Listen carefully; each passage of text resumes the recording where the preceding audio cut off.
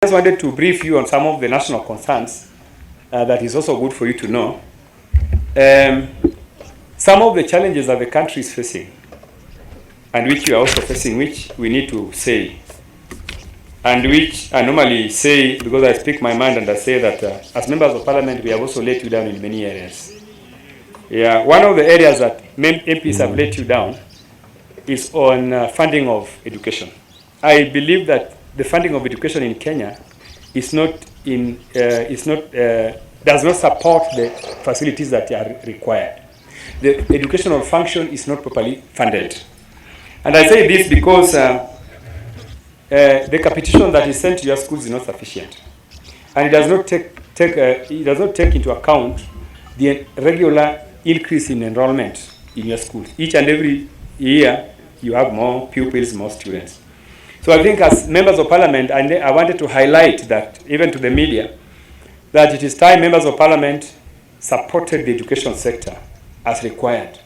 Because even with 670 billion and a large amount of that money goes to TSC for your salaries, it is not sufficient. So I think with the budget, with a 4 trillion budget, I don't think if we gave you 1 trillion of that budget to support education, the country would really lose. I think the country will do much more.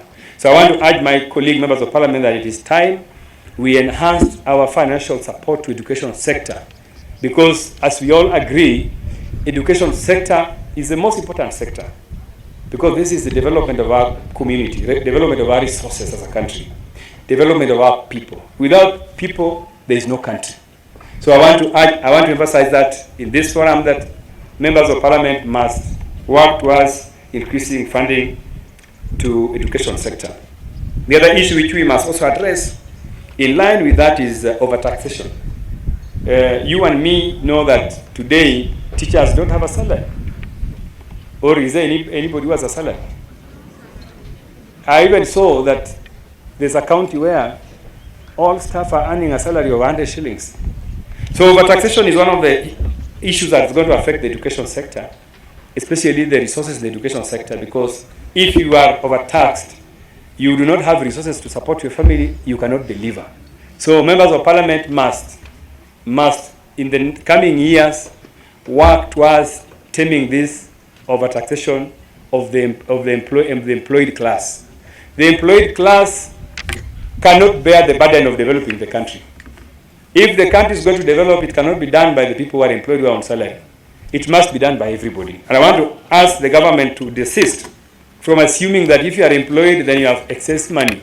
In fact, as an economist, when I was looking at the performance of the economy in the last 2 years, I realized that the economy has not grown, because Kenya economy depends on household consumption. Household consumption is the money that you have in your pocket that you can use to buy items, to buy sugar, to buy food, etc. If you don't have money to buy food, then the household consumption shrinks and the economy cannot grow. So we must allow this economy to grow by providing for employed Kenyans to support household consumption. A country that does not have sufficient exports. You remember when the dollar collapsed, when the Kenyan shilling collapsed against major currencies. The problem was because as a country we do not have exports. We have not worked to ensure that as a country we can export many things and bring in foreign currency. We are relying on service sector. We are relying on people buying things, and the country is importing everything. We are importing, including pencils, we are importing from China. So these are some of the basic fundamentals which we must highlight as a way of addressing and ensuring that the economy of our country is healthy. And lastly, the cost of living. Cost of living is tied to overtaxation. It's also tied to the price of fuel. The price of fuel in Kenya, where it is today, okay, people say it has come down, but it has not come down to the levels that it can support the growth of the economy.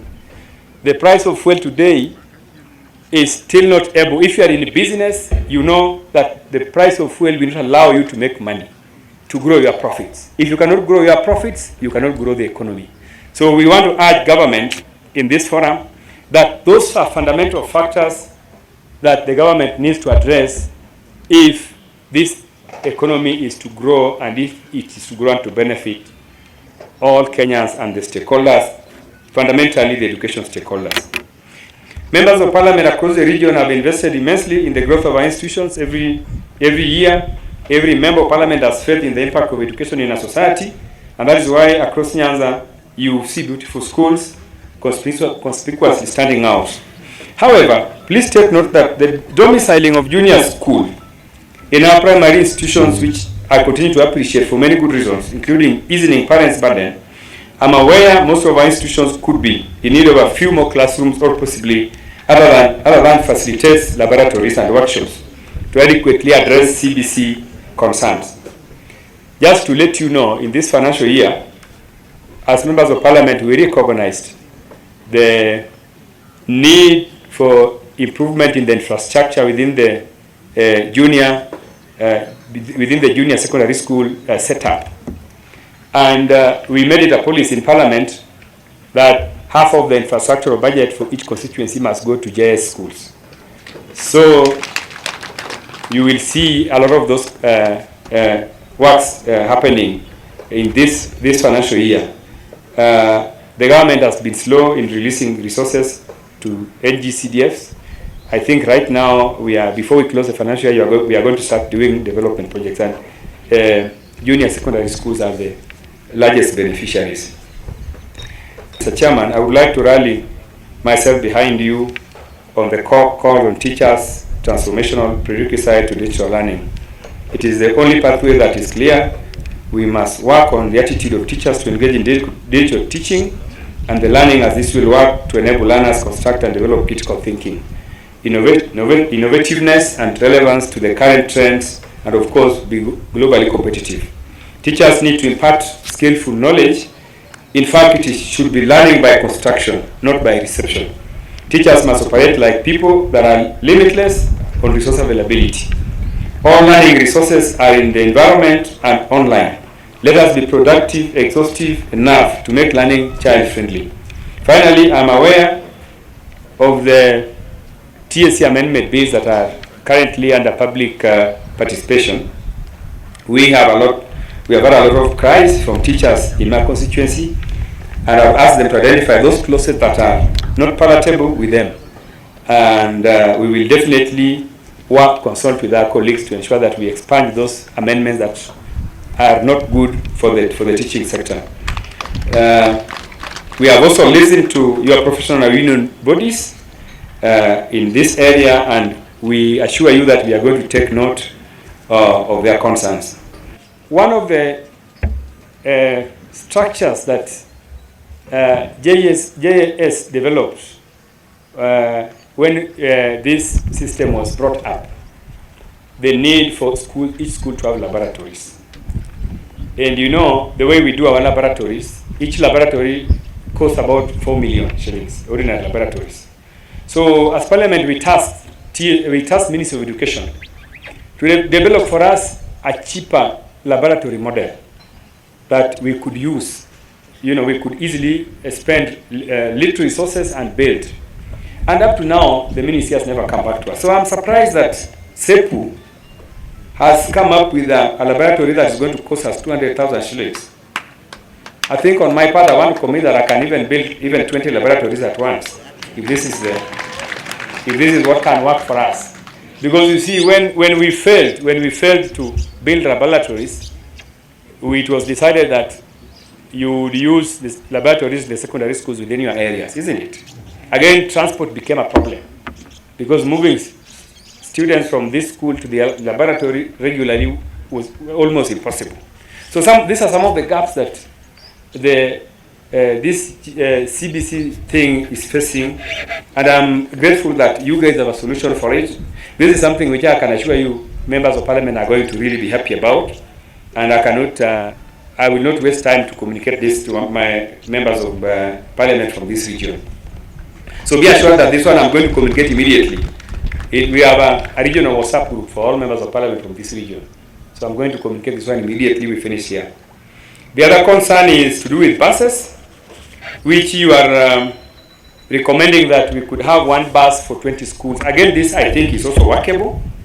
Because for me, when I became member of parliament, I was buying buses per ward. There are some wards that did not have buses. So I said, let me begin by buying one bus per ward. Then now we are going to move per zone and per location. So I think this is really doable, because if we can buy one bus per ward, some wards are about 15 schools. So this is workable.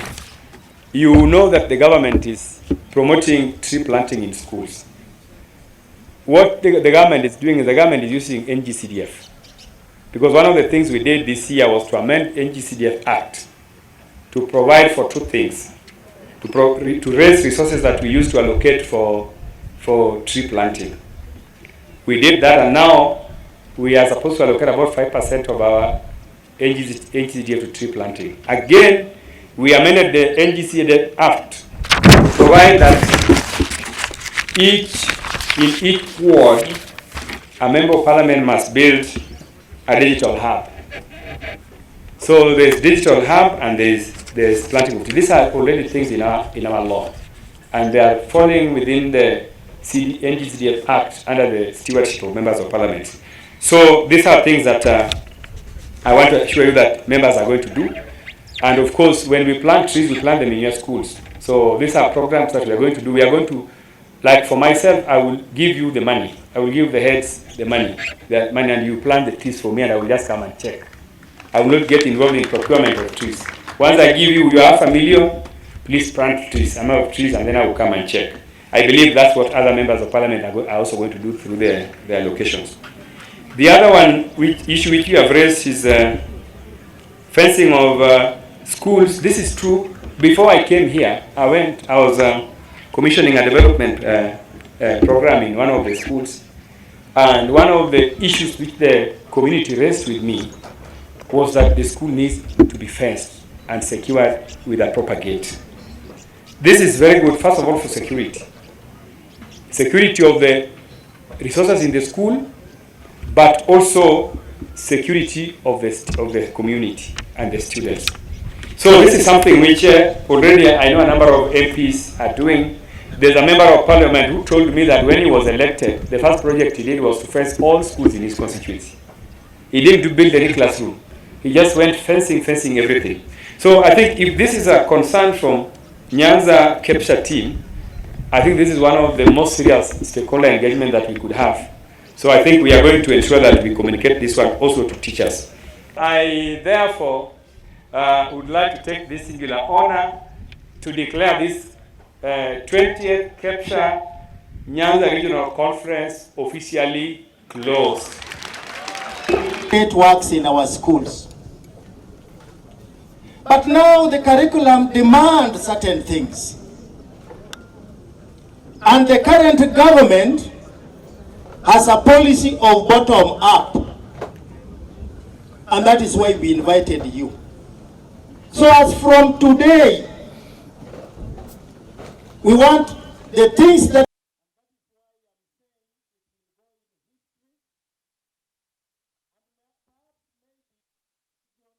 may be wondering.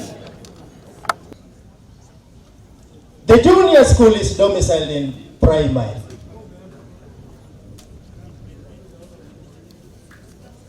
Nyanza, Nyamira, Kisii, Homa Bay, Migori, Kisumu, Siaya, they are all here. In Kenya has been a trend that when teachers say we want this, they are told you are many. We are requesting that let not this one again start happening when we now request.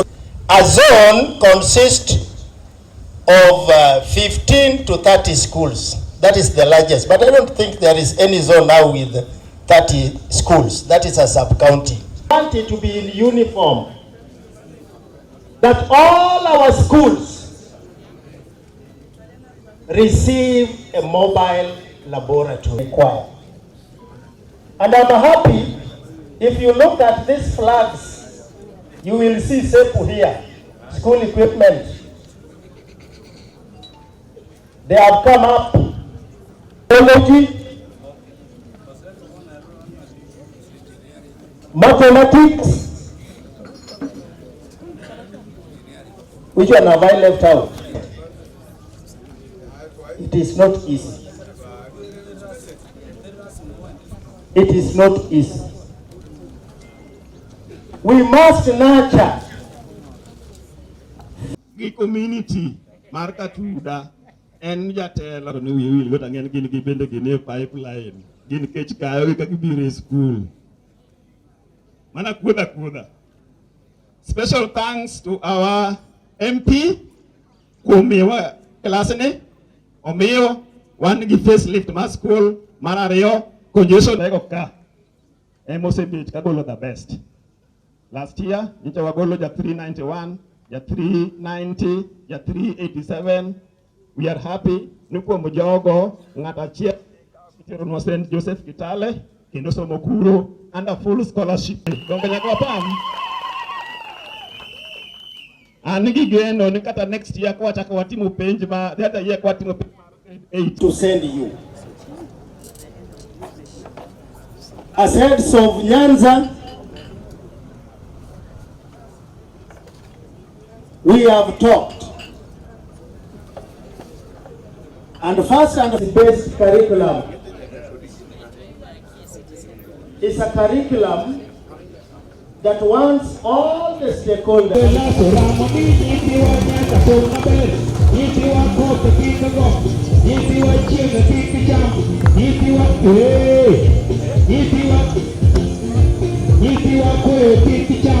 Mano